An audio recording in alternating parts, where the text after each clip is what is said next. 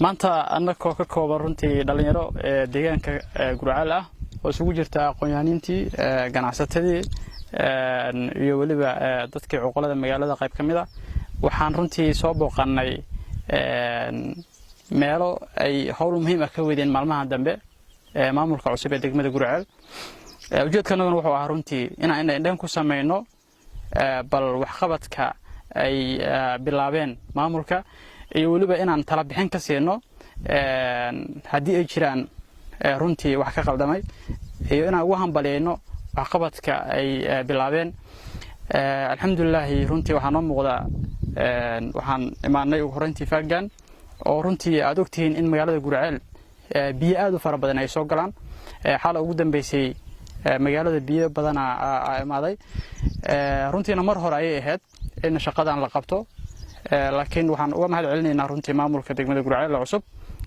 gudoomiyaha iyo gudoomiye ku-xigeenadiisa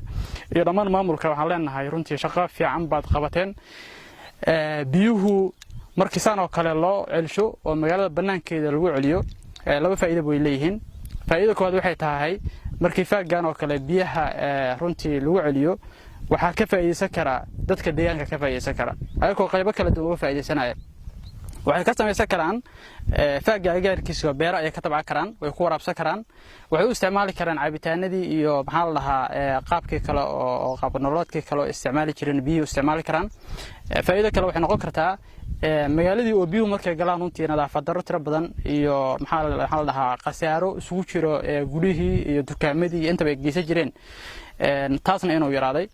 marka labadaas faa'iido ba runtii waa laga faa'iidayaa maamulku maalmahan howlaha soo ku howlanay runtii koraan kala soconay meelaha qaarna waa kala shaqeynay ka dhalinyaro ahaan ka ganacsato ahaan ka aqoon-yahan ahaan runtii waxaan rabnaa inaan ugu hambaleyno maamulka cusub shaqadan uu qabtay waxaan rabnaa inaan ku dhiirigelino waxaan rabnaa inaan ku garab istaagno waxaan leenahay inta wadada saxda ah ku socotiin inta aad horumarka bulshada ka shaqeynaysiin inta aad wax qabad muuqda inaad sameeysiin in ka go'an tahay annagana waxaan nahay garabkiina dilaahidmo aad u mahadsantihiin meelo badan ayaa jira runtii oo u baahan in wax laga qabto ayakana insha Allah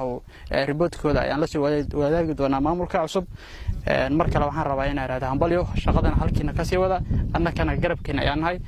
meeshana markii la sameeyo runtii waxay u baahan tahay in loo sameeyo dadka warqaba loo sameeyo waxay u baahan tahay dadka deegaanka in laga la tashto marka hore si ayagu meeshan ay u ilaashadaan una ilaaliyaan marka taasna maamulka ku dhiirigelinaa dilaahidmo assalamu alaykum warahmatullahi wabarakatuh